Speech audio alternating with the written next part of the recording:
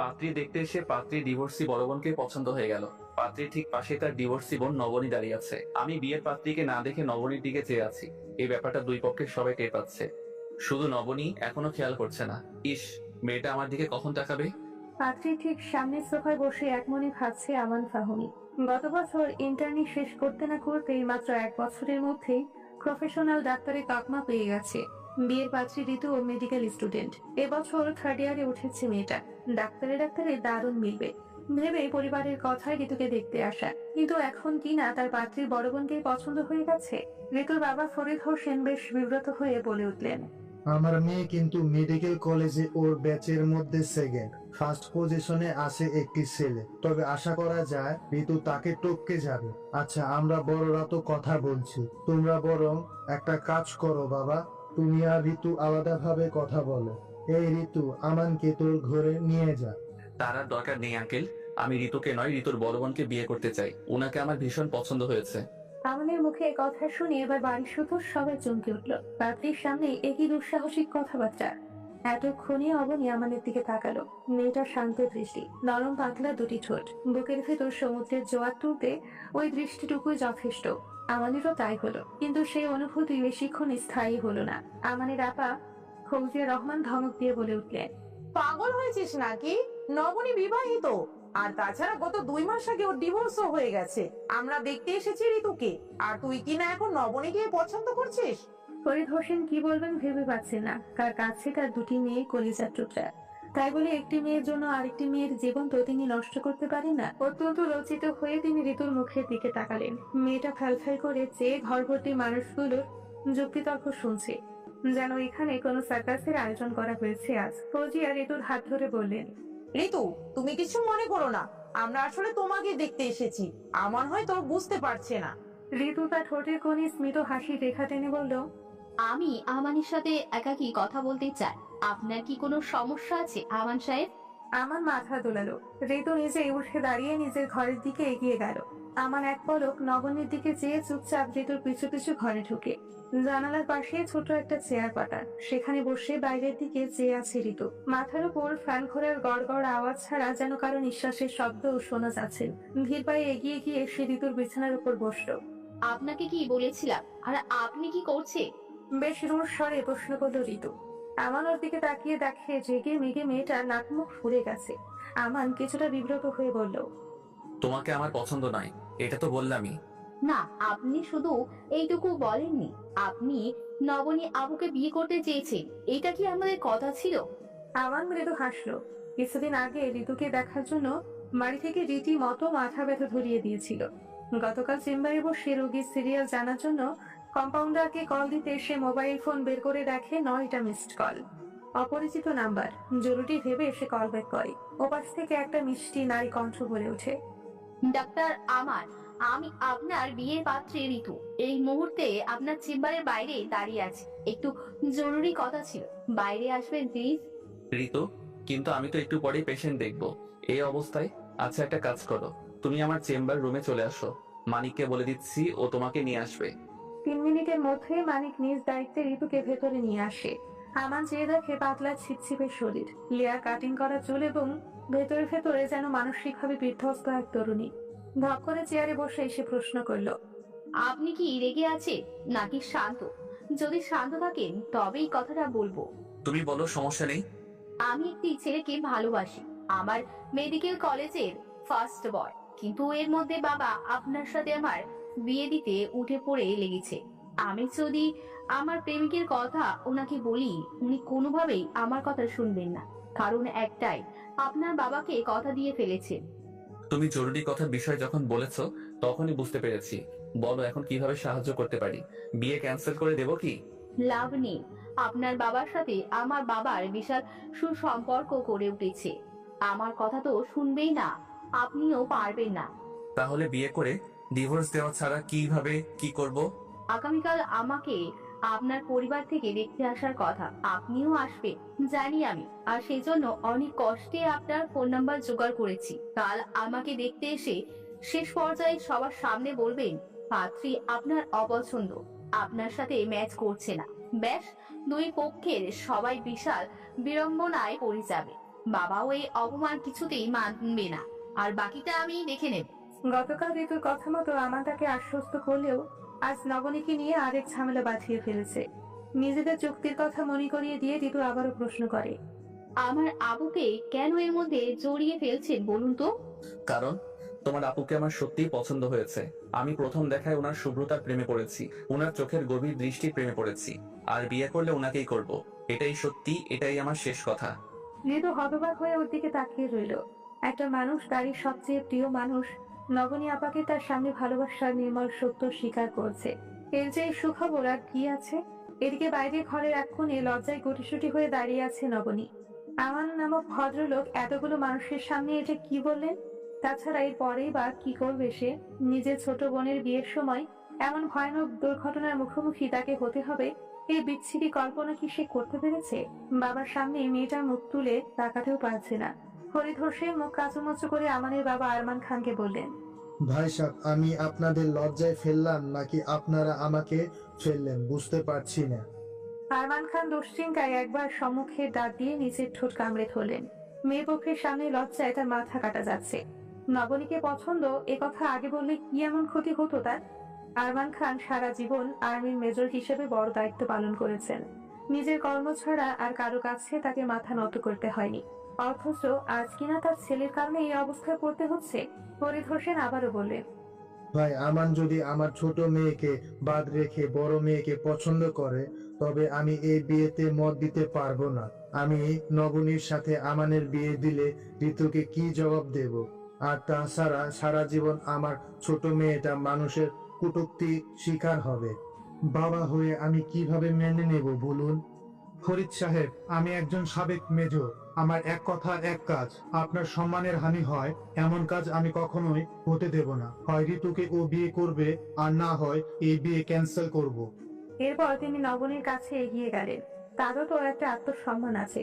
মেয়েটা নিশ্চয়ই ভাবতেই পারে ডিভোর্সি বলেই ছেলেপক্ষ থেকে ঋতুর প্রতি এর সহানুভূতি আর তার প্রতি এমন তীব্র বিমুখতা। আরমান খান নবনীর মাথায় হাত রেখে বললেন, নবনীমা, আমাদের পক্ষ বিপক্ষের কথার ভিড়ে তুমি নিজেকে নিয়ে খুব সংকোচ বোধ করছো, আমি তা বুঝতে পারছি। মারে, তুমি ডিভোর্সি এ কথা আমরা সবাই জানি, এ কথা সত্য। কিন্তু ডিভোর্সি বলে আমান তোমাকে পছন্দ করলেও ওর সাথে তোমাকে বিয়ে দিচ্ছি না এমনটা কিন্তু মোটেও না। নবনী একবার স্মিত হাসি হাসলো, তারপর বলল, আঙ্কেল, আমি একজন শিক্ষিত মেয়ে, এই ব্যাপারগুলো আমি বুঝি। আমার যদি সরাসরি আমাকে পছন্দ করে দেখতে আসতো তবে ব্যাপারটা অন্যরকম হতো, কিন্তু সে এখানে ঋতুকে দেখতে এসে আমাকে বিয়ে করতে চাইছে। ব্যাপারটা সাংঘাতিক। যদিও আমার মনে হচ্ছে এখানে ঋতুকে নিয়ে অন্য কিছু রহস্য লুকিয়ে আছে। অন্য রহস্য মানে? আমি ঠিক বুঝলাম না, একটু ক্লিয়ার করে বলো তো কি সেটা। নিশ্চিত নই, ঋতুরা ফিরে আসুক তখন বুঝতে পারবেন। তবে যাই ঘটুক, আমি আমান সাহেবের সাথে বিয়ের সম্মতি দিচ্ছি না, এই ব্যাপারে নিশ্চিন্ত থাকুন। নবনীর কথা শেষ হতে না হতেই একটি অপরিচিত ছেলে বাসার ভেতরে ঢুকলো। চুল উস্কো খুস্কো, চোখে মুখে দুশ্চিন্তার ছাপ স্পষ্ট।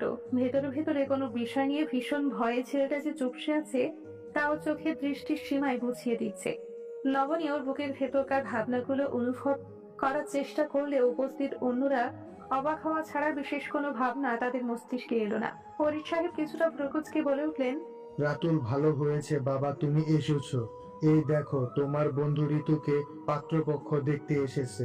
আমি তোমাকে বলবো ভেবেছিলাম, কিন্তু বিয়েটা তো এখনো কনফার্ম করা হয়নি, তাই সেভাবে ভাবিনি আর কি।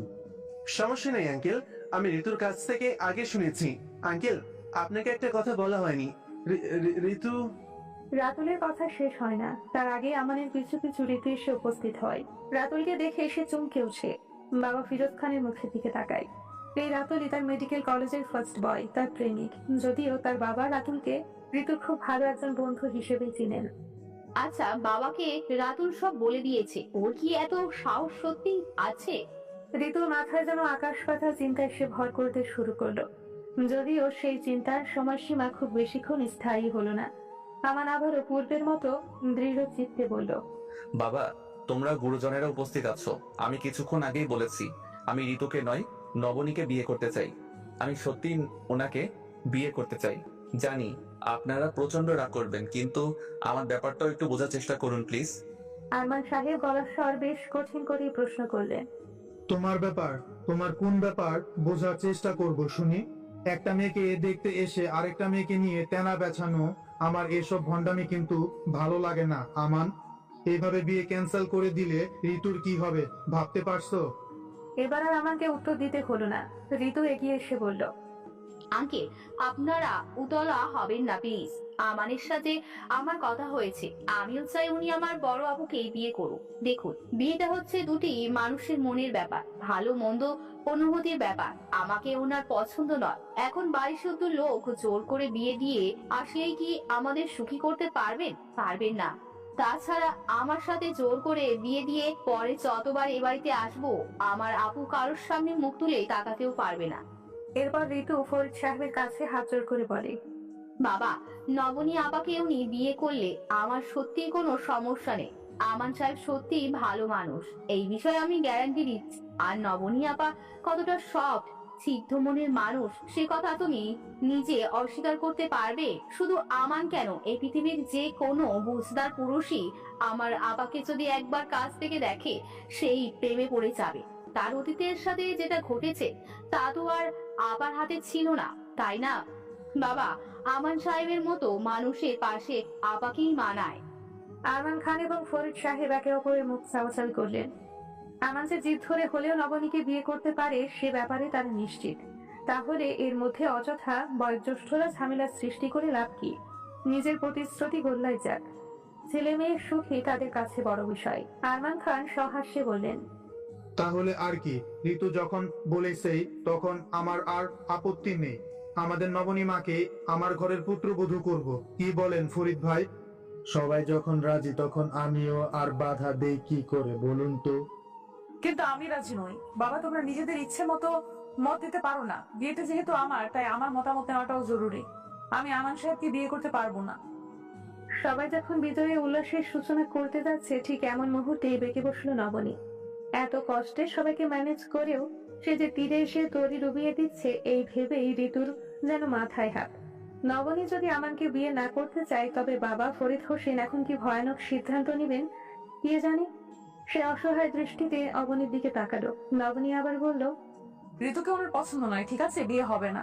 কিন্তু তাই বলে ঋতুর রিপ্লেসে আমাকে দুধ ভাত হিসেবে চালিয়ে দেবার তো কোনো মানে নেই। আচ্ছা আমান সাহেব, আপনি এলেন, আমাকে আপনার পছন্দ, এটাও হুট করে বলে দিলেন, কিন্তু আপনি কিভাবে ভাবলেন যে আপনাকে আমি বিয়ে করব? আপনি কি আমার অতীত জানেন? কি অতীত জানবো? ডিভোর্স আপনার দোষে হয়েছে কিনা সেটা আমি জানার আগ্রহ বোধ করছি না। এরপর আপনি জানতে চাইলে আমার আপত্তি নেই। কখন বলবেন বলুন? আমানের প্রশ্নে নবনী ভেবাচাকা খেয়ে গেল। সে ভেবেছিল পাত্রপক্ষে থেকে অন্তত ডিভোর্সের কারণটুকু অন্তত জানতে চাইবে, অথচ এই মানুষগুলো সম্পূর্ণই উল্টো। প্রসঙ্গ পাল্টে নবনী আবারও জিজ্ঞাসা করলো, আমাকে আপনি কতটুকু চেনেন? দুজন মানুষ পরস্পরকে না চিনে এভাবে বিয়ের কথা ভাবাটা ছেলে মানুষই, সে পাগল ছাড়া কিছুই নয়। আমান একবার উপস্থিত সবার দিকে চোখ বুলিয়ে নেয়। ক্রিকেট ম্যাচের শেষ বলের কারিশমা দেখার উৎসুক জনতার মতো সবাই ওর দিকে ড্যাব ড্যাব করে চেয়ে আছে। আমান মৃদু হেসে বলে উঠল, আপনাকে আমি ঋতুকে চেনার আগে থেকে চিনি যে আপনার পছন্দের রং বেগুনি, পাহাড় এবং সমুদ্র বেশি পছন্দ করেন। টয়েনবি হুমায়ুন আহমেদকে স্যারের বই বেশি পড়েন। নজরুল গীতি করেন দুধ কফি ঠান্ডা ভাত আর ঘিয়ের সাথে ডিম এবং মাংসের টুকরো দিয়ে ভাজি আপনার প্রিয় খাবার। আন্টি দারুণ বানান। এতক্ষণে নবনীর মা তরু বেগম চুপচাপ বসেছিলেন। স্বামীর পাশে দুই একটা মতামত ফিসফিসিয়ে দিলেও মেয়েদের সিদ্ধান্তের মধ্যে তিনি কথা বলার প্রয়োজন বোধ করেননি। তার অবশ্য কারণও আছে। মুখের একপাশ প্যারালাইজড হয়ে যাবার পর থেকে যত সামান্য আওয়াজ করেন। আমানের মুখে নিজেদের নিজস্ব রেসিপি কথা শুনে চোখ মুখ যেন চিকচিক করে উঠল তার। আমান আবার বলল, এখনো পর্যন্ত যেটুকু জানলাম এর বাইরেও কি আপনাকে উত্তর দেওয়ার প্রয়োজন আছে? থাকলে বলুন। নবনী একেবারে চুপ হয়ে গেল। এই মানুষটা তাকে জানলো কিভাবে, সেটা এখন বড় প্রশ্ন হয়ে দাঁড়িয়েছে। সে মিটিমিটি চোখে বাড়ির অন্য সব সদস্যদের দিকে তাকিয়ে লক্ষ্য করে সবাই তার হ্যাঁ বোধক উত্তরের অপেক্ষায় অধীর আগ্রহে চেয়ে আছে। নবনী কিছুক্ষণ চুপচাপ দাঁড়িয়ে থেকে তার বাবা ফরিদ হোসেনকে বলল, আই নিড টাইম। বাবা, তোমরা কি আমাকে একটু সময় দেবে প্লিজ? আমাকে একটু সময় দিলে খুবই ভালো হতো। দেখো নবনী, আমার ভাই বলে বলছি না, আমানের মতো ছেলে লাখে একটা মেলে। আমি জানি একবার ঠকে গিয়ে তুমি মানসিক ভাবে মানুষের উপর থেকে কতখানি বিশ্বাস হারিয়েছো। ভয় পাওয়াটাই স্বাভাবিক, তবে আমানের সম্পর্কে এতটুকুই বলবো, তুমি ঠকবে না। নবনীকে আমান বিয়ে করলে ফজিয়া হবে তার ননাস। একজন ডিভোর্সি মেয়ের প্রতি আমানের বোনের সমান আগ্রহ দেখে ফরিদ হোসেন মুগ্ধ হয়ে গেলেন। এই পরিবার নিয়ে দুশ্চিন্তা করার বিন্দুমাত্র অবকাশ তার নেই, কিন্তু মেয়ের ভবিষ্যৎ নিয়ে তিনি কোনো রিস্ক নিতে চাইলেন না। আরমান খানের হাত ধরে বললেন, আমি জোর করলে আমার মেয়ে ঠিকই রাজি হবে, কিন্তু আমি সেটা চাই না, কারণ পূর্বের সিদ্ধান্তটাও আমারই ছিল। আমি চাই আমার মেয়ে মুক্ত মনে সিদ্ধান্ত নিতে শিখুক, নিজের ইচ্ছায় বাঁচুক। আরমান ভাই, আমার কাছে নবনীর সিদ্ধান্তটাই শেষ সিদ্ধান্ত। ও সময় চায়, আর আমি বাবা হিসেবে ওকে সেটাই দেব। আমি আর কি বলবো বলুন, সেটা নবনী আর আমান মিলেই ঠিক করুক। প্রথমবার আমার ছেলে মুখ ফুটে বলেছে ও কোনো মেয়েকে পছন্দ করে।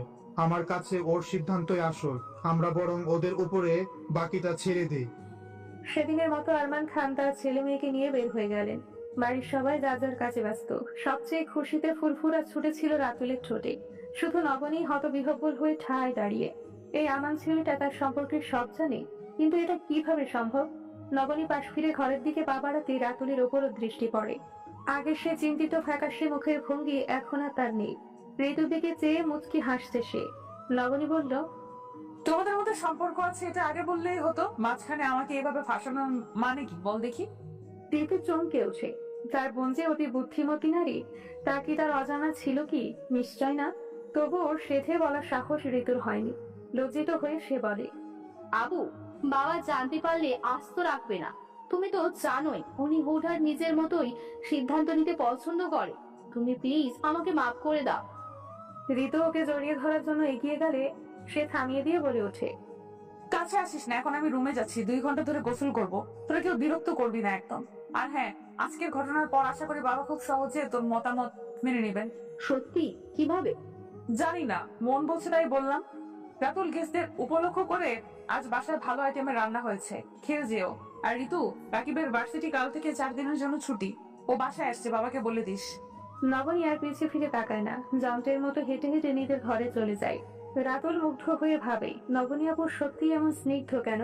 কিন্তু নবনীর তা মনে হয় না। সে নিজেকে ভীষণ কাঠখোট্টা টাইপ মনে করে, ঠিক যেন শিমুল তোলার গাছের মতো কণ্ঠযুক্ত। বাইরে বের হতে ভালো লাগে না, মিষ্টি ভালো লাগে না, কথাও বলে সামান্য। এই অভ্যেসটা ডিভোর্সের পর নয়, বরং আজন্মই সে এমন। অথচ ঋতু ঠিক তার উল্টো। ফরিদ হোসেনের কোনো এক বন্ধুর দুঃসম্পর্কের আত্মীয়ের কোম্পানি থেকে চাকরির ভাইবা দিয়ে বাসায় ফিরেছে নবনী। এভাবে বাসায় বসে থাকতে ভালো লাগছে না তার। হঠাৎ হঠাৎ নতুন মানুষের সাথে আলোচনা হতে ভীষণ ইচ্ছে করছে। সে কারণে বোধ হয় সেদিন ঘুম থেকে উঠেই ব্রাশ না করে সোজা বাবার ঘরে গিয়ে বলল, বাবা, আমি সিদ্ধান্ত নিয়েছি আমি চাকরি করব। আমার ব্যবসা থেকে কি কম উপার্জন হচ্ছে? না, তুমি দারুণ ব্যবসায়ী, এই নিয়ে আমার আপত্তি নেই, কিন্তু আমি মেয়ে হয়ে তো ওসব দোকানে আরম্ভ সামলাতে পারি না।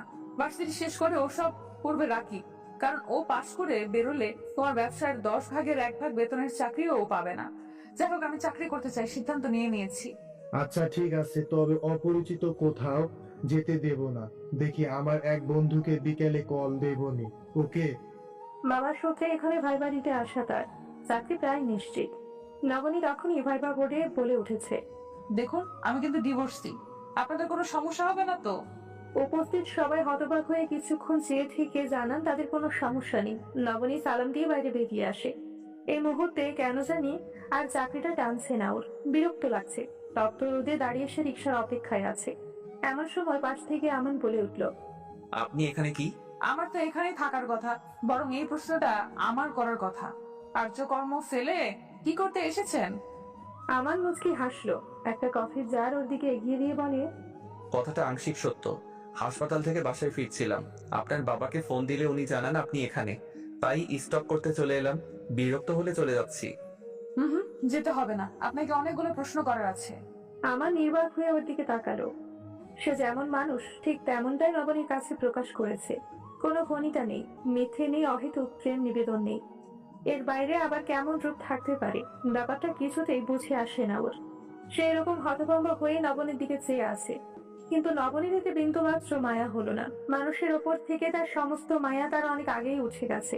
যা আছে তা মানুষ হিসেবে সামান্য আবেগ। নবনী মনে করে পৃথিবীর সবচেয়ে বড় বোকামো হচ্ছে অন্যকে বিশ্বাস করা।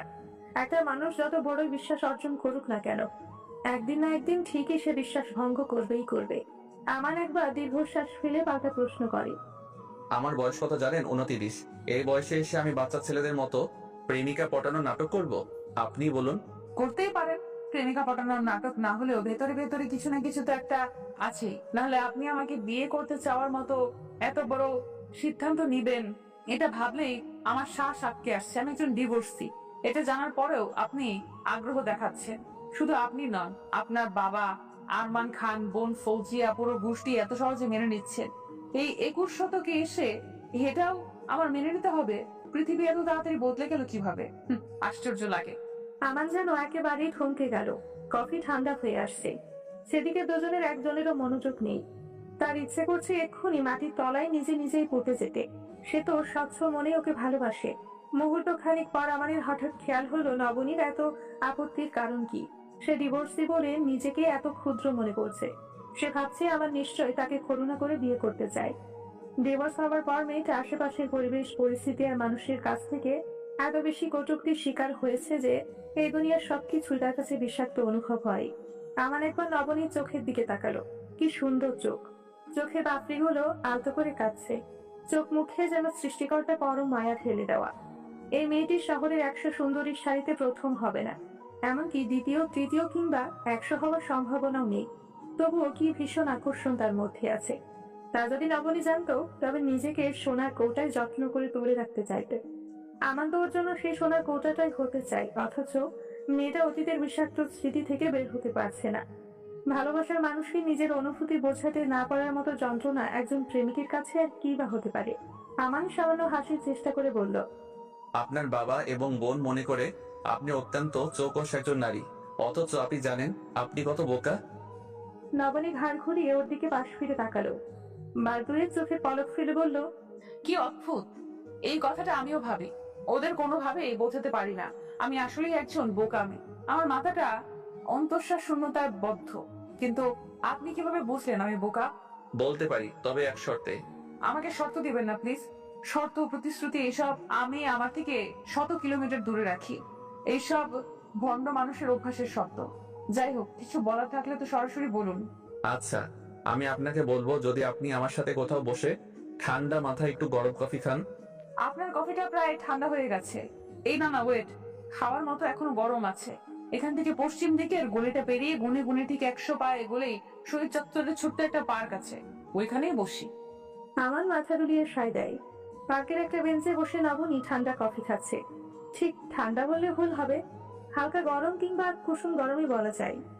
কফির এই অবস্থায়ও আলাদা একটা স্বাদ আছে, যা আগে কখনো টের পাইনি। গরম কফি ঠান্ডা হয়ে এলে তখন কফির ফ্লেভারটাই বেশি পাওয়া যায়। হঠাৎ কি মনে হলো, মুখ থেকে কফির জাগ সরিয়ে এসে উচ্চ স্বরে হেসে ওঠে। আমার ব্যাপারটা ধরতে না পেরে বোকার মতো চেয়ে আছে। নবনী তখন হাসতে হাসতেই বলে, মামান সাহেব, আপনি কি ভাবছেন আমি কেন বোকা? এটা আপনি কিভাবে বুঝেছেন তা জানার জন্য আমি এখানে এসে বসবো? আমার কি জবাব দেবে ভেবে পায় না। নবনীর সাথে সাথে সেও হেসে ফেলে। নবনী আবারও বলল, আমি মোটেও এইসব জানার জন্য এখানে আসিনি। তখন আপনার সাথে হয়তো কড়াভাবে কথা বলে ফেলেছি, কথাগুলো আপনার কাছে খারাপ লেগেছে হয়তো, তাই অ্যাজ আ হিউম্যান বিং আপনাকে একটু সঙ্গ দিচ্ছি। নবনী চুপ হয়ে গেল। কিছুক্ষণ শুধু ফ্যালফ্যাল করে চেয়ে রইল মাটির দিকে। আমান আবার বলে, আপনাকে তখন বোকা বলাটা আমার ভুল হয়েছে, করজোড়ে আমি মাপ চাই। এবার বলুন, চাকরিটা কি হয়েছে? আমার কেন জানি মনে হচ্ছে হয়েছে। হয়েছে, কিন্তু এই মনে হবার কারণ? সব ব্যাপারে এত কারণ খোঁজেন কেন? কারণ ছাড়া কি দুনিয়ার কিছু হয় না? না, হয় না। এই দুনিয়ার সবকিছুতেই কারণ থাকে। এই যে ওরা আমাকে চাকরি দিল, এখানে কারণ আছে। আচ্ছা, যে মানুষগুলো যাচ্ছে তারও কারণ আছে। আর এই যে আপনি নিজের চেম্বার থেকে ছুটি নিয়ে আমার জন্য কফি করে দাঁড়িয়ে আছেন, তার পেছনেও কারণ আছে। তাহলে আপনার প্রাক্তন স্বামীর সাথে ডিভোর্স হওয়ার কারণ কি? সেদিন কিন্তু এই ব্যাপারে কথা বলতে চেয়েছিলেন। সে কারণে কি আজ ক্ষতটাকে খোঁচাতে যাচ্ছেন? না, আমার নিজের জন্য আমি জানার প্রয়োজনও মনে করি না, কিন্তু আপনি শুধুমাত্র এই একটি ঘটনাকে কেন্দ্র করে জীবনটাকে একটা বৃত্তের মধ্যে আটকে ফেলেছেন। আমি সেই বৃত্তের গোলক দাদা আপনাকে মুগ্ধ দেখতে চাই। আপনার সাথে আজ আমি জানতে চাই। নবনী আকস্মাৎ উঠে দাঁড়ালো। ডানে বামে কোথাও না তাকিয়ে দ্রুত পায়ে সে পার্ক থেকে বেরিয়ে যায়। আমান বেঞ্চে বসেই পেছন থেকে লজ্জিত স্বরে বলছে, নবনী, আই এম সরি, আমি এভাবে বলতে চাইনি। কিন্তু নবনী কোনো কথাই শুনলো না। তার মন আর মস্তিষ্কে সে কি নিয়ে আরাধনা করে তা কেবলমাত্র সেই জানে। ক্লাসের ঠিক সামনেই দেওয়ালে হেলান দিয়ে দাঁড়িয়ে আছে রাতুল, আর তার সামনে ঋতু। রাতুল কিছুটা কৌতূহলী হয়ে তাকে জিজ্ঞাসা করছে। তোমাদের বাড়ি থেকে আসার পর আমার মাথায় শুধু একটা প্রশ্নই ঘুরপাক খাচ্ছে। প্রশ্ন কি? আমার আবুকে নিয়ে? হ্যাঁ, ওনার মতন একটা মানুষের ডিভোর্স কিভাবে হতে পারে? ওনার প্রাক্তন স্বামী বোকা না হলে ওনাকে ডিভোর্স দেয়? ঋতু জবাব দেয়, নকিব ভাইয়া আবুকে ডিভোর্স দেয়নি, আপু ওনাকে ডিভোর্স দিয়েছে, নিজের কাবিনের সমস্ত দায় থেকে মুক্ত করে দিয়েছে। আমার ধারণা নবনী আপা নকিব ভাইকে ভালোবাসে, তবে তার চেয়েও বেশি ঘৃণা করে। মানে এত ভালোবেসে ডিভোর্স দিলেন, তাও আবার স্বেচ্ছায়? আমার মাথা তো আওলাইয়া যাচ্ছে। নবনী আপুর মতন এমন বুদ্ধিমতী মেয়ে যখন এমন সিদ্ধান্ত নিয়েছে, তখন এর পেছনে নিশ্চয়ই কোনো কারণ আছে। সেই মুহূর্তে ঋতু কোনো জবাব না দিলেও ক্লাস শেষে রাতুলকে ক্যান্টিনে ডেকে তার নবনী আপার বিচ্ছেদের গল্পটি শেয়ার করে। নকিবের সাথে নবনীর বিয়েটা মোটামুটি পারিবারিক ভাবেই হয়েছিল। তার বাবা ফরিদ হোসেন নিজে দেখাশোনা করে বিয়ে দিয়েছিলেন। পাত্র হিসেবে নকিব খারাপ নয়, অন্তত এই যুগে 10-5টা যোগ্য ছেলের সারিতে প্রথম হওয়ার সম্ভাবনাই বেশি। ফরিদ হোসেন বড় মেয়ের যোগ্য পাত্র পেয়ে মহানন্দে বেশ ধুমধাম করে বিয়ে দিলেন। নবনীর যথাযথ মত আছে কিনা সে বিষয়ে বাড়ির লোকের খুব একটা ধারণা নেই, তবে সে বলেছিল রাজি। বিবাহিত জীবন নিয়ে দুই পরিবারই মহা খুশি। কথায় বলে, সৃষ্টিকর্তা কিছু যুগল নাকি নিজে হাতে বানান। নকিব নবনীকে লোকজন দেখে সর্বদা সেইগুলি আওড়েছে। দীর্ঘ 2 বছরে নিজ ঝঞ্ঝাট সংসার বেশ ভালোই ছিল। তবে হঠাৎ একদিন বিপত্তি বাঁধল নকিবের আনা একটা ছবি থেকে। সেই ছবিতে নবনী একটি ছেলের সাথে রেস্টুরেন্টে বসে আছে। 2 জন মানুষের সামনে একটি মাত্র কফি, তাও নবনীর পছন্দের কফি। নবনী ছেলেটির হাত ধরে আছে। রাতে ঘুমানোর আগে নবনী যখন বিছানা গোছগাছ করতে ব্যস্ত, নকিব এসে ওর চোখ দুটো হাত দিয়ে আটকে ধরে বলে ওঠে, তোমার জন্য আমার পক্ষ থেকে একটা বড় সারপ্রাইজ আছে, দেখবে? নবনী নিজের চোখের উপর থেকে হাত সরিয়ে মৃদু হেসে জিজ্ঞাসা করে, হঠাৎ সারপ্রাইজ? হ্যাঁ, এই দেখো। সে নবনীর চোখের সামনে ফটোগ্রাফটা এগিয়ে ধরে। ছবির মানুষ দুটিকে দেখে তার উত্তর দেওয়ার ভাষা থাকে না। সে কেবলই শিকারী বাঘের থাবা নিচে আটকে পড়া হরিণ ছানার মতো ফ্যালফ্যাল করে চেয়ে রইল। নকিব প্রচন্ড শান্ত মেজাজেই তাকে জানায়, আমার সাথে তোমার এমন সুন্দর ছবি নেই, তাই না? বলো। নবনী কম্পিত স্বরে জবাব দেয়, না নেই, কিন্তু এই ছবি আমাকে দেখাবার কারণ কি নকিব?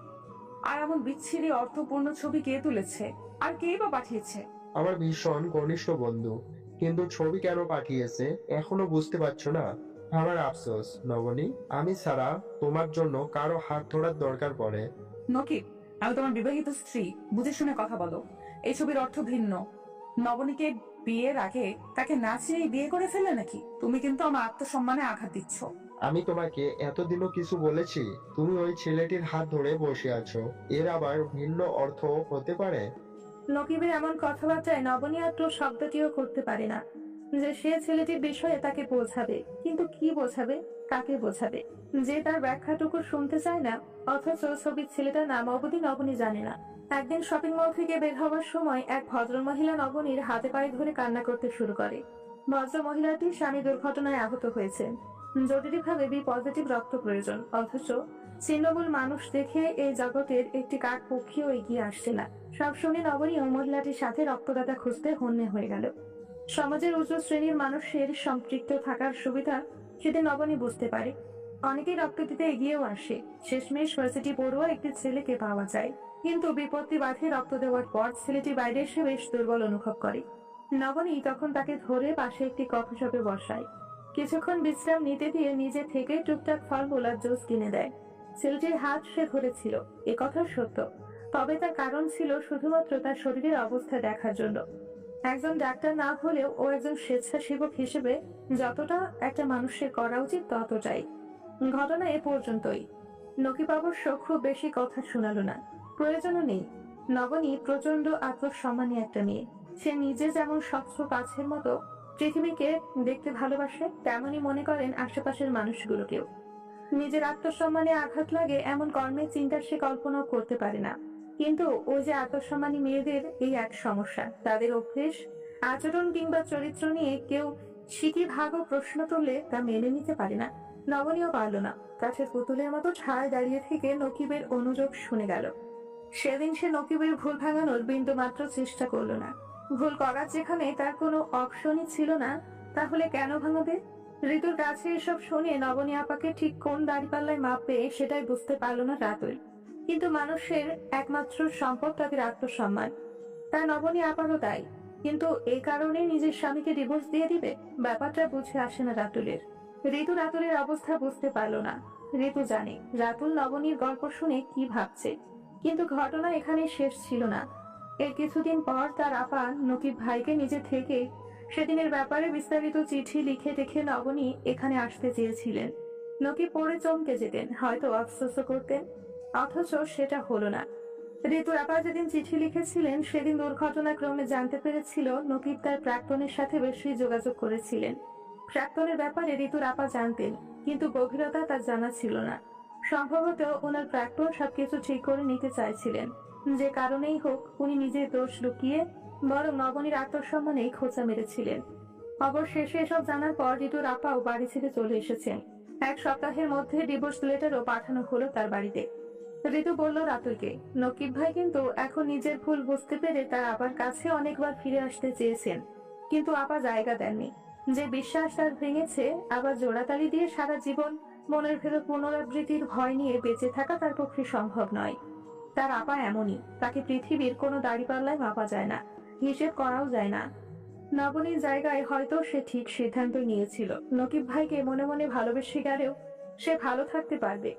কিন্তু আবার একসাথে থেকে আজীবন মানুষটার কথা কিংবা আজকে ভেতরে ভেতরে সন্দেহ করতে হবে এমন পরিস্থিতিতে নবনী সুস্থ থাকতে পারবে না, কখনোই না। রাতুল বলল, এর জন্যই আমান ভাইকে বিশ্বাস করতে পারছে না।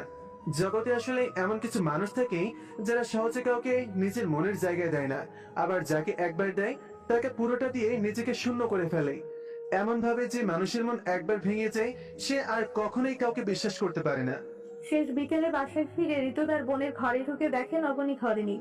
বারান্দার দরজা খোলা দেখে সেদিকে এগিয়ে গেলে দেখতে পাই মাঝারি সাইজের ক্যানভাসে একটা ধুমায়িত একটা মস্তিষ্ক আঁকানো। চোখ আর চুলের অবস্থা দেখে বোঝা যায় এটি কোনো মেয়ের ছবি হবে, তবে বিশ্বাস মুহূর্তে। খুব খুশি থাকলে আর না হলে খুব মন খারাপ থাকলে ঋতু বোনের দিকে এগিয়ে গেল। নবনী 2 চোখ লাল হয়ে আছে। কিছুক্ষণ আগে যে মেয়েটা অঝরে কান্না করেছিল তা স্পষ্ট বোঝা যাচ্ছে। ঋতু ক্ষীণ কণ্ঠে ডেকে ওঠে, আপা, এই আপা। আচ্ছা, আমাকে বলো তো, এই ভদ্রলোকটি আমাকে নিয়ে কেন খেলছে ঋতু? আমি তাকে কেন বিশ্বাস করতে পারছি না? আমার কি করা উচিত একটু বলে দে না। নবনী বোনকে জড়িয়ে ধরে এমনই মধুর বিরহে আর্তনাদ করে ওঠে। সেই বিরহের সুর স্বয়ং ঋতুর বুকের মধ্যেখানে গিয়েও আঘাত করলো। ঋতু কোনো জবাব দিতে পারে না, কেবলই অর্ধমুখী হয়ে নীরবে বোনকে সাপোর্ট করে যায়। নবনী আবারও বলল, এই আমার নামক ভদ্রলোকটি এখন আমার সামনে মুখোশ পড়ে আছে, তাই না? তুই সত্যি করে বল ঋতু। না আপা, উনি নিতান্তই ভদ্রলোক। আমান ভাইয়া শুধু তোমাকে ভালোবাসে না, বরং তোমার জন্য তার ভিতর যথেষ্ট পরিমাণ শ্রদ্ধা বোধ আছে। আমি কি বলি আপা, আমান ভাইয়ের ব্যাপারে একটু ভেবে দেখতে পারো। তুমি ঠকবে না আপা। আমার চোখের সামনে থেকে সরে যা তো, আমি বিরক্ত হচ্ছি। আপা, তুমি সবসময় এমন আচরণ করতে পারো না। আমি তোমার ছোট ঠিক আছে, কিন্তু একেবারে বাচ্চা নই।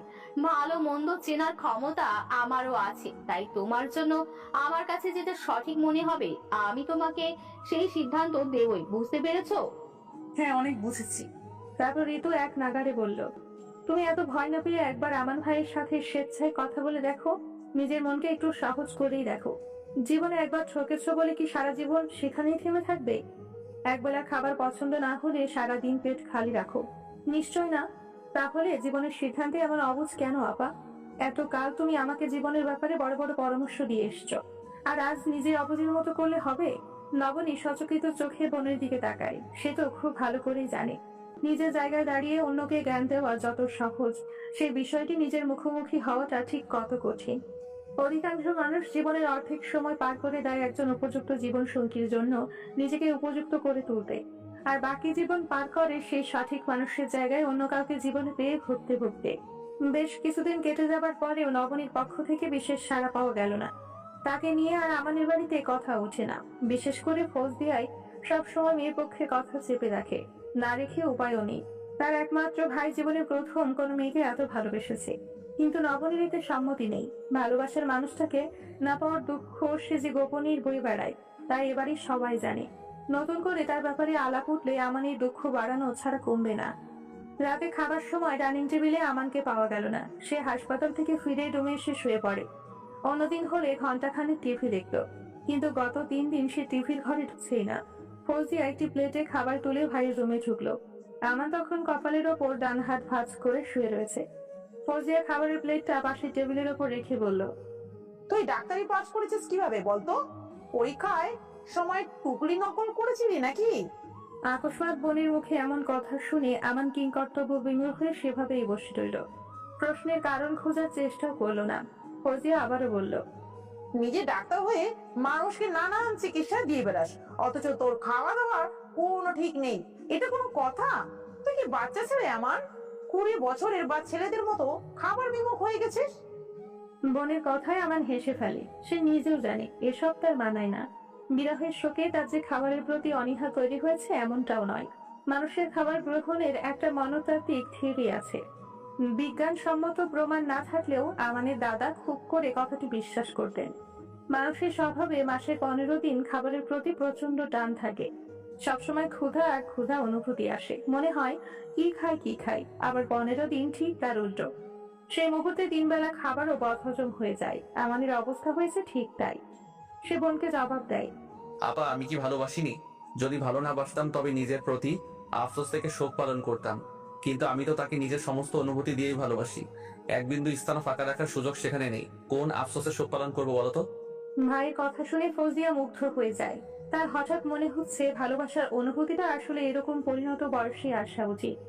এতে যাকে আমি ভালোবাসবো তার জন্য আকাশ সমান সম্মান চলে আসবে। কারো প্রতি কারো অভিযোগ থাকে না, অনুরাগ থাকে না। সে ভাইকে জানায়, নবনীর নারাজ হবার যথেষ্ট কারণ আছে। এর জন্য শুধুমাত্র তুই দায়ী। তুই কি জানতিস না যে ঋতুর বড় বোন আছে? আমরা ঋতুকে তোর জন্য দেখতে গেছিলাম, এসব বলিনি তোকে। তারপরেও ছোট বোনের সামনে ছ্যাবলার মতো বড় বোনকে বিয়ের প্রস্তাব দিয়ে বসলি। একজন ডিভোর্সি মেয়ে হিসেবে ওর কেমন অনুভব হতে পারে তোর বোধ হলো না? বোধ হলে কি সামনাসামনি বলতাম? সারা জীবন পড়াশোনা করে এত স্বল্প সময়ে নামি ডাক্তার হয়েও আমি যে পাশাপাশি এত বড় গাধা হয়ে উঠবো আগে কি জানতাম? সে বিছানা ছেড়ে নেমে আসে। ফৌজিয়া আবার সামনে দাঁড়িয়ে তার গালে আলতো স্পর্শ করে বলে, আপা, আমি নবনীর সিদ্ধান্তকে সম্মান করি। তোমার স্বামী অর্থাৎ সাইমন ভাইয়া যখন অ্যাক্সিডেন্ট মারা গেলেন তখন তোমার কি পরিমাণ স্ট্রেস গেছে আমি জানি। ওরও তো প্রায় একই, তাই না? তবে আপা, আমি ঋতুকে চেনার আগেই নবনীকে চিনি, পছন্দ করি। এটাই সত্যি কথা। ওকে আমি এত বেশি ফলো করেছি যতটা ডাক্তারির বইগুলোকে করতাম। মানে কিভাবে? সে কথা ওকে জানাবো। তাহলে এরপর কি করবি? ও কি তোর কথা শুনবে? সে নিজেই আমার সাথে দেখা করতে চেয়েছে। কি বলিস? কখন? আজ ভোর 6:30টায় হঠাৎ নবনীর কল। মোবাইলের রিংটোন শুনে ফোনের স্ক্রিনে তাকিয়ে রেখে নবনীর কল রিসিভ করলাম। ওর নাম ধরে ডাকতেই হেসে ফেললো আর বলল, আপনি সত্যিই ভদ্রলোক। না হলে গোপনে কবে আমার নাম্বার নিয়েছেন, অথচ আজ অব্দি কল দেন। আপনার সাথে দেখা করতে চাই, সময় হবে? ওর কথা শুনে আমি রীতিমতো অবাক হয়ে গেলাম। কাল বিকাল 5:30টায় ওর অফিসেরও দিককার সেই পার্কটাতে যেখানে সেদিনও হুট করে চলে গেল, রেগে গেছিল নবনী। অদ্ভুত সুন্দর ব্যাপার না আপু? আমানের চোখে মুখে যেন চাঁদতারার মতোই আনন্দটুকুও ফুটে উঠেছে। ব্যাপারটা বুঝতে পেরে ফৌজিয়া বলল, তুই সত্যি ওর প্রতি এত দুর্বল হয়ে গেছিস? অবাক হচ্ছি। আমি কি একটু বেশি ছেলে মানুষই করছি আপা? হুম। তা তো একটু করছিসই, তবে পুরুষের মাঝে প্রিয়জনের জন্য এরকম একটু একটু পাগলামি থাকা ভালো। সবাই তো আর তোর মতন করে আহ্লাদ দেখায় না। তারা তো নিজের পুরুষত্বের ঠাট বাট বজায় রাখতেই ব্যস্ত। তো দুলাভাইকে দেখিসনি? তুই যে তাদের ব্যতিক্রম। এই নিয়ে তো বোন হিসেবে আমার গর্ব করা উচিত। তার দুলাভাইয়ের কথা উঠতেই আমানের খেয়াল হয় ফৌজিয়া আপাকে পুনরায় বিয়ে দিতে কি দুর্বিষহ অভিজ্ঞতার মুখোমুখি তাদের হতে হচ্ছে। তবে কি আপনার যন্ত্রণাগুলো খুব কাছ থেকে দেখার ফলেই তার নবনীর প্রতি এত দুর্বলতা প্রকাশ পাচ্ছে কি? কে জানি। মানুষের মন কত কারণে কত দিকে গলিত দলিত কিংবা নথিত হয়। তবে যাই হোক, নবনীকে সে ভালোবেসে ফেলেছে।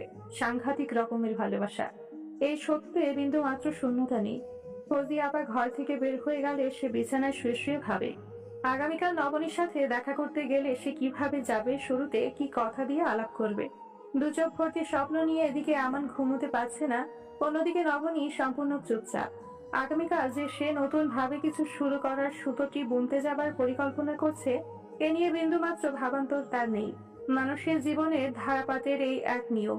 প্রথমবার যা কিছু শুরু করে তীব্র উচ্ছ্বাস আর আবেগে নিজের সবটুকু অনুভূতি দিয়ে তা উপভোগ করে। কিন্তু সেই অনুভূতির জোয়ারে যদি ভাটা পড়ে যায় তবে শতভাগ সুযোগ এলেও তার বিশেষ আগ্রহ জন্মায় না। নবনীরও তাই হলো। অনেক রাতে ঘুম ঝুলু ঝুলু চোখে যখন সে বালিশে মাথা রাখে তখন হঠাৎই মনে হলো, লোকে বলে বেশি বয়সে পুরুষেরা প্রেমে পড়লে নাকি তাদের ধ্যান জ্ঞান সব কিছু দিয়েই প্রেমে পড়ে। আমান কি সেই শ্রেণীর পুরুষ?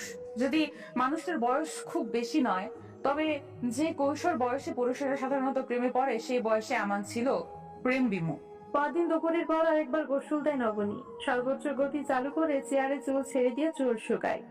যদিও অন্যান্য দিন কখনোই সে ফ্যানের গতি বাড়ায় না, হাজার গরম পড়লেও। মেয়ের এই হঠাৎ পরিবর্তনে নবনীর মা বেশ অবাক হলেন। তারও অবাক হওয়ার মাত্রা হতবাক হওয়ার সীমানায় ঠেকলো যখন বিকেলবেলা হালকা গোলাপি রঙের শাড়ি পরে একটা ব্লাউজ হাতে নিয়ে নবনী তার মাকে ডেকে বলে, আমি কি আগের চেয়ে একটু মোটা হয়ে গেছি? এই ব্লাউজ আমার গায়ে সুন্দর দেখাচ্ছে না কেন বলো তো? তরু বেগম কিছুক্ষণ মেয়েকে আপাতত চেয়ে চেয়ে দেখলেন, কিন্তু মেয়ের শরীরের বিশেষ পরিবর্তন খুঁজে পেলেন না তিনি। পরিবর্তন যা ঘটার তা শুধুমাত্র নবনীর চোখে মুখে ঘটছে। তরু বেগম মুখের ডান পাশ নাড়িয়ে টেনে টেনে জিজ্ঞাসা করলেন, আমার সাধ্য থাকলে তোকে সোনার কৌটে যত্নে তুলে রাখতাম রে মা। আমার মেয়ে তো আল্লাহর দুনিয়ার সবচেয়ে সুন্দর ফুল, তোকে সুন্দর দেখাবে না? তরু বেগম নবনীর আরো কাছে এগিয়ে এলেন। তারপর মেয়ের ঠোঁটের নিচে হাত রেখে মাথা উঁচু করে ধরে বেশ কয়েকটি চুমুকে দিলেন তিনি। আমার লক্ষ্মী মেয়েটা, আল্লাহ তোকে 1000 বছর বাঁচিয়ে রাখুক। খবরদার মা, আমাকে এই বদদোয়া দিবে না একদম। 30 বছরের আগেই তোমার এই দুনিয়ায় প্রতি আমার বিরক্তি ধরে গেছে। আরো 1000 বছর বাঁচার দোয়া কোন বিবেকে করছো? আমাকে আরো কষ্ট দুঃখ পেতে বলছো তুমি? এক্ষুনি তোমার এই বদদোয়া ফিরিয়ে নাও। তরু বেগম ভাবাচাকা খেয়ে গেলেন। এই দুনিয়ার সব মায়েরাই তাদের সন্তানের জন্য পৃথিবীর সবচেয়ে সুন্দরতম দোয়াটি করেন। তিনিও করেছেন। এই দোয়া বদদোয়া কিভাবে হতে পারে? কোনোভাবেই তিনি দোয়া ফেরত নিতে পারবেন না। নাকি এই অবস্থায় দাঁড়িয়ে থাকতে দেখে নবনী আবারও বলল, ফেরাবে কিনা তাই বলো, আমি এই বাড়ি থেকে বের হয়ে যাব কিন্তু। নবনীর কাছে হেরে তিনি অত্যন্ত ক্ষীণ কণ্ঠে বিড়বিড় করে বললেন, 1000 বছর না হোক, অন্তত 100 বছর এর চেয়ে আমি কমাতে পারবো না। কথা বলতে বলতে শেষের দিকে তার কণ্ঠস্বর একরকম জড়িয়ে গেল। নবনী আড়ালে ফিক করে হেসে দেয়, কিন্তু সামনাসামনি প্রসঙ্গ পাল্টে মাকে আবার জিজ্ঞাসা করে, আমি সত্যি মতিয়ে গেছি? এই শাড়িতে কি আমাকে ভালো লাগছে না? লাগছে তো, কিন্তু হঠাৎ এত সুন্দর করে শাড়ি পরে কোথায় যাচ্ছিস? আমানের সাথে দেখা করতে যে সেদিন ঋতুকে দেখতে এলেন, তারপর সবার সামনে হঠাৎ করে বলে উঠলেন উনি নাকি আমাকেই বিয়ে করবেন। তোমার মনে আছে না সেই তো আমার? বিস্ময়ে তরু বেগমের দুই ঠোঁট হা হয়ে সামান্য দূরত্ব তৈরি হলো। নবনী আবারও বলল, ঋতুকে দেখতে আসাটা একটা উপলক্ষ মাত্র। তুমি জানো আমান সাহেবকে আগে না করে দিয়েছিল ঋতু। ওদের দুজনের পরিকল্পনা ছিল ঋতুকে দেখতে এসে আমার নিজে থেকে রিজেক্ট করবে ঋতুকে, আর তোমার ঋতু হবে মুক্ত। তুই এসব কি বলতেছিস? আমি তো কিছুই বুঝতে পারছি না। এখন বোঝার দরকার নেই, আর বিস্তারিত তোমাকে বলতে ইচ্ছেও করছে না আমার। দেরি হয়ে যাচ্ছে। কপালের টিপটা ঠিক জায়গায় আছে কিনা দেখো। নবনী তার মাকে বললেও নিজে নিজেই আয়না দেখে শাড়ি টিপ সবটা যাচাই করে নেয়। তারপর ডানে বামে কোনো দিকে না ফিরে সোজা বের হয়ে গেল। ঢুকে বসে আমান বারবার ঘাম মুছছে। 5টা বাজার ঠিক 27 সেকেন্ড আগে সে উপস্থিত হয়েছে। নবনী তাকে প্রথমবারের মতো নিচ থেকে ডেকেছে। মোক্ষম সময় দেরি করাটা মোটে উচিত হবে না, কিন্তু যার জন্য এত ত্যাগ সেই নবনী কোথায়? সুখ চোখে চাতক পাখির মতো এদিক ওদিক ফিরে ফিরে তাকায়। অবশেষে সে কাঙ্ক্ষিত নারীটিকে দেখা যায়। শাড়ির সামনের অংশ সাবধানে ধরে রিক্সা থেকে নামছে। কি ভীষণ মিষ্টি দেখাচ্ছে তাকে। বিশেষ চাকচিক্য নেই, রীতিমতা নেই। যেটুকু চোখে উপলব্ধি করা যায় ঠিক ততটাই সুন্দর। আমানের খুব ইচ্ছে করছে ওকে চেয়ে চেয়ে দেখতে, কিন্তু বেশিক্ষণ তাকালো না। নবনীর চোখে চোখ পড়ার আগেই অন্যদিকে দৃষ্টি ফিরিয়ে নেয়। খুব বেশি প্রিয়র দিকে নাকি বেশিক্ষণ তাকাতে নেই। তাকালে নাকি সেই মুহূর্তেই সেটা নিজের করে পেতে ইচ্ছে করে। এই দোষেই তো মানুষ বাগানের সবচেয়ে প্রিয় ফুলটা ছিঁড়ে ঘরে তুলে আনে। নবনী ঠিক ওর পাশেই বসলো। ভালো মন্দ কেউ কোনো প্রশ্ন করলো না। শুধু নবনী হঠাৎ সরাসরি প্রশ্ন করে উঠলো, আমাকে সত্যি সত্যি বলুন তো এবার, আমাকে কেন বিয়ে করতে চান? কি কারণে এত পছন্দ আপনার? আমি কোন রূপকথার হুড়পড়ি? হুড়পুরি দেখার সুযোগ আমার কখনো হয়নি, কিন্তু উপন্যাসের রূপকথার মতো আপনার নির্বিকার স্বীকারোক্তি শুনেছিলাম। উপন্যাসের রূপকথা? তবু বেঁধে রাখি মন। উপন্যাসের রূপকথা কখনো সময় পেলে পড়ে নিয়েন। ঠিক যেন আপনারই আরেক রূপ। ও কারণে আপনাকে আমার ভালো লেগে গেছিল। বুঝলাম না, একটু সহজ করে বলুন। সেদিন আপনার প্রাক্তন স্বামীর সাথে ডিভোর্স হয়েছিল। আপনি মাঝারি সাইজের কয়েকটি লাউডস আর ইতি টানতে টানতে সি ব্লকের 8 নম্বর রোডের মোড়ে দাঁড়িয়ে আপনার বাবাকে ফোনে বলেছিলেন, বাবা, ওর সাথে আমার ডিভোর্স হয়ে গেল মাত্রই। কিছুক্ষণ আগে আমি সবকিছু ছেড়ে চলে আসছি। অফিসিয়াল ডিভোর্সের ব্যাপারে শুধু সাইন করা বাকি। তুমি কি আমাকে তোমার ঘরে আমার প্রাপ্য সম্পদ বাবদ একটু ঠাঁই দেবে? আর না পারলেও বলো, আমি নিজেকে সামলাতে পারবো। নবনী যেন কিছুটা হকচকিয়ে গেল। মানে এই ভদ্রলোক ক্লাস 6 এর বাচ্চার মতো গড় করে সেদিনের কথাগুলো হুবহু উগরে দিচ্ছে। আমান আবার বলতে থাকে, ঠিক সেই সময় আমি আপনার পাশে দাঁড়িয়েছিলাম। আপনি আপনার বাবার সাথে আরো প্রায় মিনিট 2 মতো কথা বললেন। তারপর রিক্সা ডেকে চলে গেলেন। রিক্সাতে ওঠার সময় আপনার সাথে আমার চোখাচোখিও হয়েছিল। আর সত্যি তো, একটা ছেলেকে আমি দাঁড়িয়ে থাকতে দেখেছিলাম। তবে আমাদের বাসায় এসে যেদিন গিয়েছিলেন সেদিন চিনতে পারলাম না। কেন? কারণ আপনি তো সেদিন শুধু একটা মানুষকে দেখেছিলেন, আমাকে নয়। হঠাৎ ডিভোর্স হয়ে যায়, স্বামীর ঘর ছেড়ে এসে বাবার কাছে কল দিয়ে একটু আশ্রয় চাই, সে ওই মুহূর্তে লক্ষ্য করবেই বা কিভাবে? আপনার জানা প্রয়োজন আমার ঠিক সেই মুহূর্তে আপনার প্রতি মুগ্ধতা সৃষ্টি হয়েছিল। এমন কঠিন মুহূর্তে এত শক্ত থাকতে পারে, তার ধৈর্য শক্তি কতখানি তা একজন ডাক্তার হিসেবে আমি ঠিকই অনুভব করতে পারি।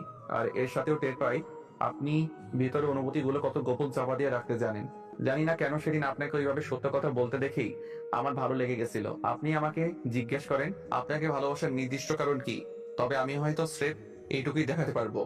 নবনী কিছুক্ষণ চুপ করে রইল। পৃথিবীতে এতদিন বোধ হয় তার জন্য এই অদ্ভুত পুরুষটি অপেক্ষা করেছিল। এই মানুষটির সাথে তার মেল বন্ধন জুড়ে দিতে এতগুলো দিন এতগুলো গুটির খেলা করলেন। নবনী উত্তর খুঁজে পায় না। একবার শ্বাস নিয়ে জিজ্ঞাসা করে, এরপর? এরপর এই যে আজ এখানে।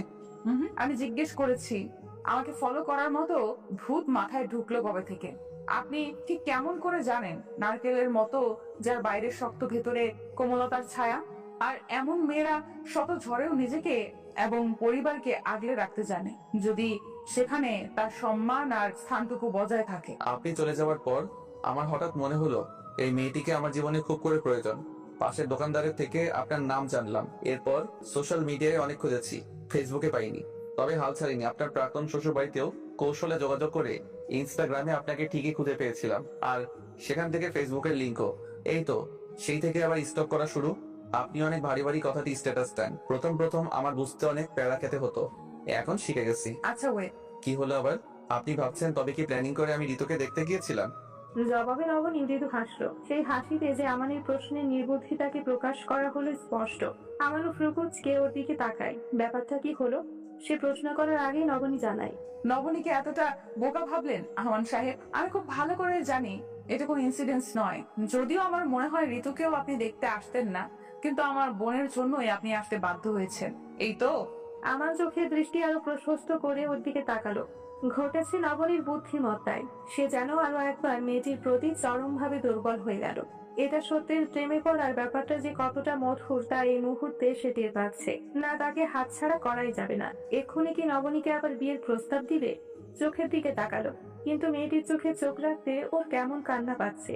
পেশাগতভাবে সে একজন ডাক্তার, অথচ নিজের ভেতরকার অজানা অসুখের হদিসই জানে না। হঠাৎ আমানের চোখের কোণ থেকে এক ফোঁটা জল মুছে নিয়ে বলে উঠল, আমান সাহেব, ভালোবাসার কাছে মানুষ এত সরল হয়ে যায় কেন আমি জানি না নবনী। চোখের জল অনেক মূল্যবান একটি সম্পদ, তাকে এইভাবে অনাথে ফেলবেন না প্লিজ। আপনি সত্যি একজন চমৎকার মানুষ। কেন জানেন, মানুষেরা তার কাছের মানুষের কাছে নিজের আবেগকে লুকাতে পারে না, প্রকাশ করে ফেলে। এই যেমন আপনি। নবনী, আমি সারা জীবন আপনার সাথে এভাবেই পাশাপাশি থাকতে চাই। আপনি কি আমাকে সেই অধিকার দিবেন? যদি বলি আমার আরো কিছুদিন সময় প্রয়োজন। হ্যাঁ, আরো। আমার যেন মুহূর্তে আটকে ওঠে। আশা নিয়ে সে আজ নবনীর সামনে উপস্থিত হয়েছে, অথচ ক্ষণিকেই সেই আশা ছাই হয়ে উড়ে গেল হাওয়ায়। সে হাওয়ার পিছু আমার ছুটবে কি করে? ডিভোর্সি মেয়ে মানে দুর্বল নয়, আর চাক্ষুষ প্রমাণ নবনী। কি কঠোর, কত উঁচুতে তার আত্মসম্মান। ডিভোর্সি মেয়ের জন্য পাত্র পেলেই তাবিজের মতো ঝুলে যাবার স্বভাব থাকে। এসে শত শত ক্রোশ দূরে বসবাস করে। নবনীকে হারানোর ভয় ঠিকই হচ্ছে তার, তবে আফসোস নেই। ক্ষীণ কণ্ঠে সে জবাব দেয়, আপনি যখন আমার সাথে আবার দেখা করতে চেয়েছেন, আমি নিশ্চিত আপনি আমার চেয়েও কয়েক গুণ খোঁজ খবর নিয়েই এখানে এসেছেন। পরনে সুন্দর করে শাড়ি, কপালে টিপ দিয়ে অভিনব এক মায়াবিনী রূপে আমার সামনে আপনি বসে আছেন। সেটার কারণও নিশ্চয়ই আমাকে বলে দিতে হবে না।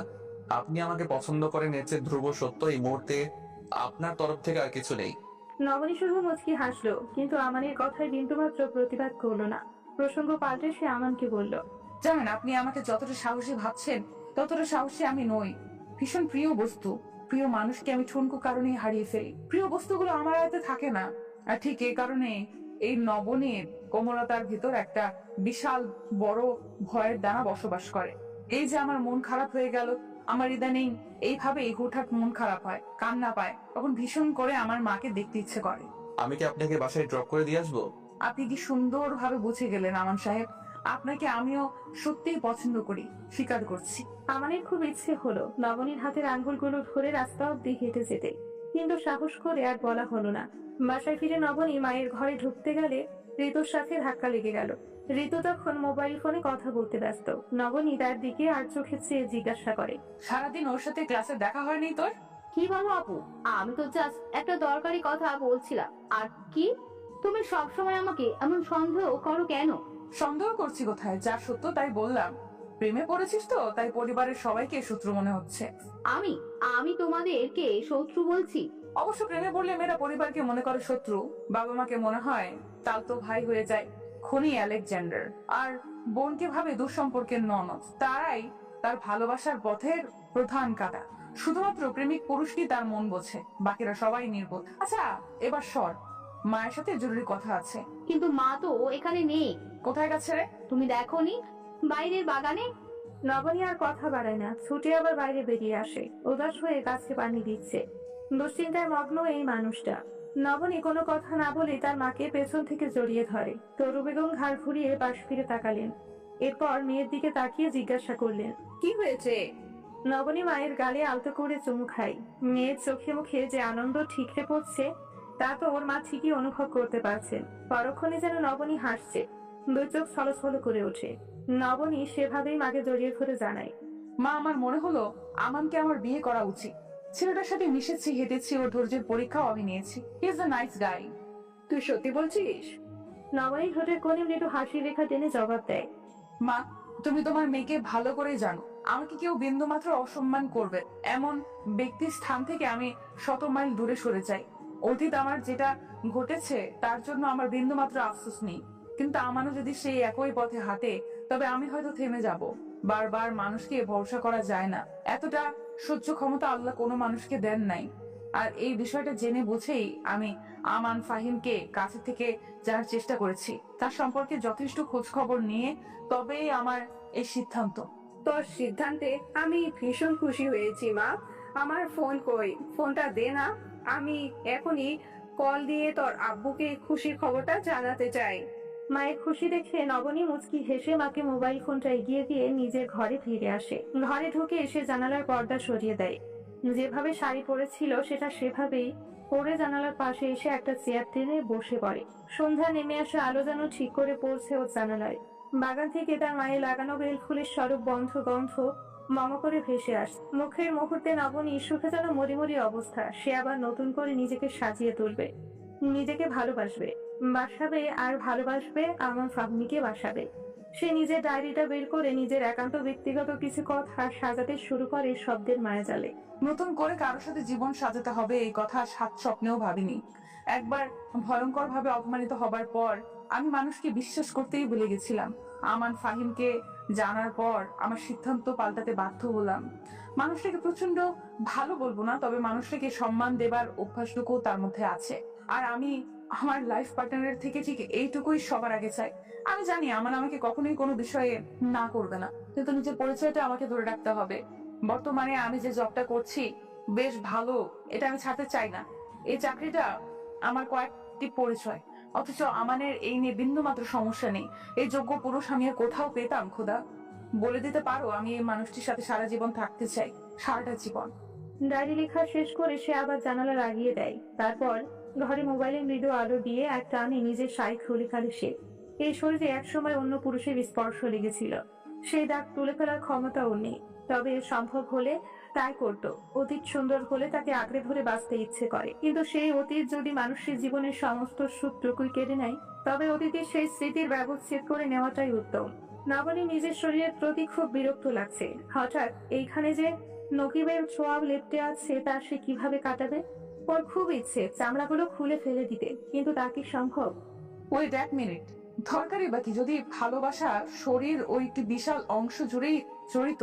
ভালোবাসা শরীর না থাকলে মানুষ আর কি বাচ্চা না হওয়ার অপরাধে এই যে এত কিছু ডিভোর্স বা স্বামী স্ত্রীর কারো একজনের ছুটি থাকলে অন্যজনকে এইভাবে পরকে আসক্ত হয়। ইস, পৃথিবীর সমস্ত নেগেটিভ চিন্তা মাথায় এসে ভর করছে নবনীর। আমি কি বেশি খুশিতে পাগল হয়ে গেলাম নাকি ভয়ে আবল তাবল ভাবছি? আমান আমাকে সত্যিই ভালোবাসে। ওর আমার প্রতি ওর অনুভূতিগুলো এই পৃথিবীর সবচেয়ে সুন্দর অনুভূতির একটি। নবনী আয়নার দিকে আরো একটু ঝুঁকিয়ে এগিয়ে গেল। হঠাৎ আয়নার সামনে আবছা অন্ধকারে নিজেকে রুদ্ধশ্বাসে দেখতে ওর ভীষণ ইচ্ছে করছে। নিজের এই বিচ্ছিরি ইচ্ছের প্রতি আজ তার ঘৃণা নেই, বরং অদ্ভুত এক ভালো লাগা কাজ করছে। এই বুকে সে আমানকে জড়িয়ে রাখতে চায়, ঠিক যেন বউ ফিরে, যেখানে তাকে জড়ালে 1000 বছর বাঁচতে ইচ্ছে করবে, একসাথে চলতে ইচ্ছে করবে। অন্যদিকে আমান ওকে নিয়ে কি মহা স্বপ্ন গুনছে কে জানে। এই মানুষটার বাচ্চামি ওর দেখতেও ভালো লাগে খুব। দুই পক্ষ থেকে বিয়ের কথা পাকাপাকি হয়ে গেল, তবে ছেলে পক্ষে এবার আর মেয়ে দেখতে গেল না। একই মেয়ে বারবার দেখতে আসার নাটক করতে আরমান সাহেব পছন্দ করেন না। তার উপর আমাদের কারণে তো আরো নয়। হোসেনকে ঠিকই যথেষ্ট খোঁজ খবর নেওয়ার অনুরোধ তিনি করেছেন, যদিও ফরিদ হোসেনের এসব নিয়ে মাথা ব্যথা নেই। ঋতুকে সেই দেখতে আসার দিনই এই পরিবার সম্পর্কে যথেষ্ট ধারণা তিনি পেয়েছেন। নিজের মেজর শালাবাবুকে নিজ দায়িত্বে ভালো মন্দ যাচাই করিয়েছেন। চারপাশের এত ইতিবাচক দিকের মধ্যে নেতিবাচক দিকগুলো খুঁজে পাওয়া যায়। আজ রাতে আমান এবং নবনীর বিয়ে বাড়ির গেটের সামনে বড় করে ফুল দিয়ে সাজিয়ে লেখা হয়েছে নবনী ওয়ার্ডস আমান। গতকাল থেকে টুকটাক আত্মীয় স্বজন আসা শুরু করেছে। যদিও নবনী চায়নি তার এই দ্বিতীয় বিয়েতে আত্মীয় স্বজনেরা কেউ আসুক, কিন্তু ফরিদ হোসেন একান্ত কাছের মানুষগুলোকে বাদ দিতে পারলেন না। ফরিদ হোসেন সবাইকে বলে দিলেন অতিথিদের খাতির যত্নে যেন ত্রুটি না হয়। বেয়াই তার এই শহরের সবচেয়ে ভদ্রলোক। সন্ধ্যার পরপরই বরযাত্রী এসে হাজির হবে, আর মাত্র কিছুক্ষণের অপেক্ষা। নবনীকে লাল টুকটুকে শাড়ি পরানো হচ্ছে, কিন্তু ওর সবকিছু কেমন যেন লাগছে, যেন কিছু একটা এলোমেলো হচ্ছে। নবনীর কেমন যেন ভয় ভয় করতে লাগলো। শাড়ি পরানো যখন অর্ধেক এসে দাঁড়ায়, তখন নবনীর মোবাইলে টোন করে একটা শব্দ হলো। ঋতু বোনের দিকে এগিয়ে দিয়ে বলে, তোমার মেসেজ এসেছে আপা, আমার ভাইয়া সেন্ট ফটো। আচ্ছা দে, কিন্তু ওয়াইফাই লাইনে সকাল থেকে সমস্যা করছে। এদিকে আমার ফোনেও তো ডাটা নেই, তুই একটু হটস্পট দে তো। ওসব পরে দেখলেও তো হবে, এখনই তোমার ছবিটা দেখা লাগবে। নবনী বোনের দিকে অসহায় দৃষ্টিতে চেয়ে জবাব দেয়, হ্যাঁ এক্ষুনি লাগবে। তুই কি দিবি? না হলে বল, আমি আলাদা ব্যবস্থা করছি। আচ্ছা দিচ্ছি দিচ্ছি। বাবা, আমার ভাইয়ের জন্য এত মন আকুপাকু করছে তোমার? একদম ফালতু কথা বলবি না তো। আমার কেমন যেন ভয় ভয় করছে সবকিছু, মনটা বড্ড উতলা। তাই চোখে যা বাজছে তাই একেবারে শিকড় অব্দি জানার চেষ্টা করছি শুধু। ঋতু বোনের মনের অবস্থা অনুধাবন করতে পারে। এই মানুষটা যে কত সংকোচের ভেতর দিয়ে নিজের জীবনে দ্বিতীয় অধ্যায় শুরু করতে যাচ্ছে তা তো ঋতুর চেয়ে অধিক কেউ জানে না। সে হটস্পট চালু করে নবনীর ফোনটা এগিয়ে দেয়। নবনী লক খুলে দেখে আমান সুন্দর করে শেরওয়ানি পরে ছবি পাঠিয়েছে, সাথে লিখেছে, আমি কিন্তু রেডি, আর কিছুক্ষণের মধ্যে তোমার কাছে আসছি। এরপর আমি আর তুমি সারা জীবনের জন্য একটি মানুষ হয়ে যাব। আর হ্যাঁ বাসরাজ, তোমার জন্য কিছু একটা গিফট আছে। ক্যাপশন করে নবনী সহায় ঠিক করে হেসে দেয়। সে মনে কি ভয় পেয়েছিল, আর আমান কত চমৎকার ভাবে তার মন ভালো করে দিল। বোনকে এভাবে হঠাৎই হেসে উঠতে দেখে ঋতু ঠোঁটের কোণেও হাসি রেখা ফুটে ওঠে। মানুষের অনুভূতির এই এক সুন্দর চেইন কমান্ড। অন্যের মুখের হাসি দেখে হাসতে ইচ্ছে করে, কাঁদতে দেখলে কাঁদতে ইচ্ছে করে। এই অনুভূতি মানুষের একান্ত স্বভাবজাত। সৃষ্টিকর্তা যাদেরকে সুন্দর সহজ মন দিয়ে পৃথিবীতে পাঠিয়েছেন, তাদের প্রত্যেকের মধ্যেই এই গুণটা অটোমেটিক চলে আসে। সে ভ্রু দুলিয়ে জিজ্ঞাসা করলো, হঠাৎ মুখের ভঙ্গি পাল্টে গেল যে? এই দেখ আমার কি কাণ্ড করে বসেছে। বলে সে বোনের দিকে মোবাইলের স্ক্রিন উঁচু করে ধরলো। ক্যাপশন পড়ে সেও যেন হাসিতে ফেটে পড়েছে। ভাইয়া যে এত চমৎকার মানুষ, সে আস্তে আস্তে সুরে ফনিতা করে বলে উঠল, ইস, আমার ভাইয়াকে না বলে বিশাল ভুল করে ফেললাম বাবা। এমন জীবন সঙ্গী কি হারিকেন দিয়ে খুঁজে পাওয়া যায় নাকি? নবনী আর চোখে চেয়ে মুচকি হাসে। পার্লারের মেয়েদের ডেকে বারবার করে সচেতন করে ঋতু বলে দেয় যে আমার আপাকে কিন্তু সুন্দর করে সাজাবে, তবে বেশি হাইফাই দরকার নেই, সিম্পলের মধ্যে গর্জিয়াস, বেশি সুন্দর দেখায়। বিয়ের শাড়ি, হাত ভর্তি চুড়ি, কপালে টিপ, কানে ঝুমকো, আর হালকা করে মেকআপের সাজ। আমি চ্যালেঞ্জ করে বলতে পারি আবার ওই রূপ দেখে এই শহরের সব কয়টি প্রেমিক নিশ্চিত আফসোস করবে। আর আমার ভাইয়া তো ঋতু, তোর মেয়ে না হয়ে ছেলে হয়ে জন্মানো উচিত ছিল। ভালো মেয়ে পটাতে পারতিস। তাহলে এইভাবে রং ঢং করতে ভালো লাগে সবসময়? এবার দয়া করে এত বক বক না করে চোখের সামনে থেকে সর। ঋতু সামান্য কৃত্রিম অভিমান দেখিয়ে ঘর থেকে বের হয়ে যায়। তার বোন এখন সাজবে, কতদিন পর এমন জমকালো সাজবে তার আপা। জুতা নতুন বক্স থেকে বিয়ের জুতা জোড়া পরে নিয়ে আমান আয়নার সামনে দাঁড়ালো। ঠিক বর্বর লাগছে তো, নাকি ডাক্তারই দেখাচ্ছে? না, ভালোই লাগছে আমাকে। আরে বাহ, ডাক্তাররা বড় সাজলে সুন্দর দেখায় তো। মনে মনে নিজে নিজেকে প্রশ্ন করে হাসে আমান। এরপর ড্রয়ার থেকে একটা চমৎকার আংটি পরে সে নিজেকে বলে, এই উপহারটা নবনীর, এটা কি এখানে রেখে যাব নাকি সাথে করে নিয়ে যাব? স্পেশাল মানুষের স্পেশাল উপহার, অবশ্যই স্পেশাল ভাবে রাখা উচিত। ভাবতে ভাবতে এসে শেরওয়ানির পকেট খোঁজে, কিন্তু পকেট তো নেই। অনেক ভেবে চিনতে শেষমেশ শেরওয়ানির বুকের কাছের পকেট তাতেই রেখে দিল। অন্য ছেলেরা অবশ্য এই স্থানটিতে তাজা রক্ত গোলাপ রাখে। নিচে সবাই অপেক্ষা করছে, অথচ সকাল থেকে তার কিছুই খাওয়া হলো না। আজ আর খাবার রুচি নেই। বন্ধু বান্ধব তো বলেই বসলো। শ্বশুর বাড়িতে খাবে বলে আমার বাড়ির খাবার বন্ধ করে দিয়েছি, আবার নবনীর হাতে খাওয়ার জন্য অপেক্ষা করছে কিনা কে জানে। বরযাত্রীর গাড়ি প্রস্তুত, তিনটি একটাতে আমান বসলো। ছেলের পাশে তার বাবা আরমান খান বসতে চাইলেও আমানের বন্ধুদের কারণে আর পাত্তা পেলেন না। একমাত্র ছেলের বিয়ে বলে কথা, কিন্তু কে শুনে কার কথা? বন্ধুদের চাপাচাপিতে আমানের নিজেরই জায়গা ছেড়ে দেবার উপক্রম। ঠেলতে ঠেলতে এসে গিয়ে পড়লো গাড়ির ডান দিকের এক কোণে।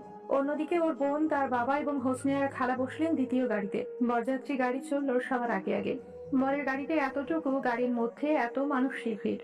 এত গরমে অল্প জায়গায় ভ্যাপসা গরম আর গন্ধে আমানের পেটের মধ্যে কেমন যেন পাক দিয়ে ওঠে।